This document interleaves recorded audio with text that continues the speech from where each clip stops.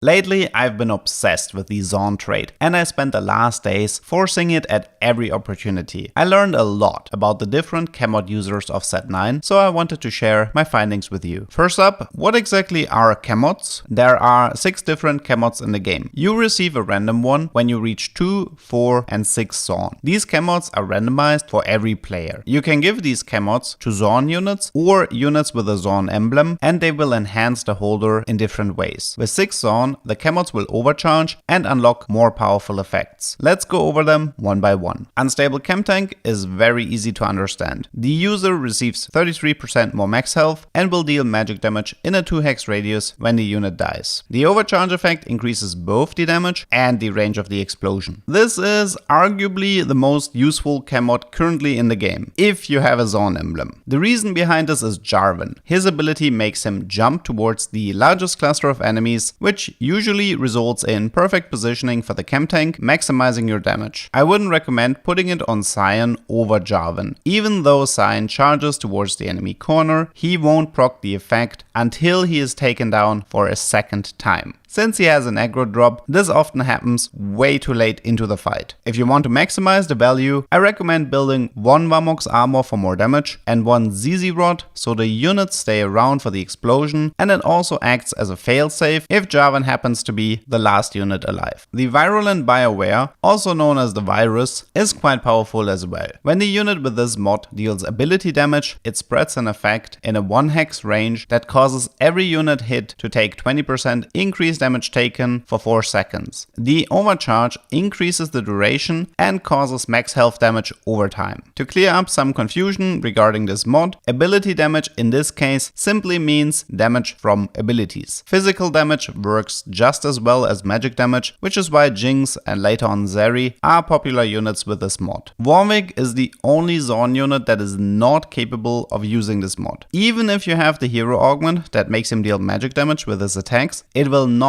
count, so you should never ever put it on Warwick. In case you're wondering, Urgot is able to proc the virus with the use of his passive, but that does not mean that it's a good mod for him. Robotic Arm looks simple, but it has the craziest interactions. Units equipped with this mod have a 60% chance for an additional attack and deal half their attack damage as true damage. The additional attack in this case simply means a 300% attack speed steroid that expires after 1 attack and is capable of going past the attack speed limit. The best users are usually ranged attackers with short animations. It's good on Jinx in early mid game and great on units like Kalista. It can be useful on melee units sometimes, for example Warwick with his hero augment makes great use out of it, and Nasus has a pretty interesting interaction as well. Pretty much no unit in the game can proc the bonus true damage with their ability, so it just ends up being a small damage increase for their auto attacks. But Nasus is a bit different. Not only does the mod help him proc his enhanced attack faster, the true damage will be based on the enhanced attack, so the bonks hit extra hard. However, the real potential in this Chem Mod lies in units that can enhance their abilities with the attack speed steroid. Here we have units like Garen, Aatrox and Belveth. If any of these units proc the effect before casting their ability, then the bonus attack speed will stay for the entire ability duration, since it will only expire after doing an attack. Garen can reach very fast spin early into the fight, Aatrox receives hundreds of bonus AD,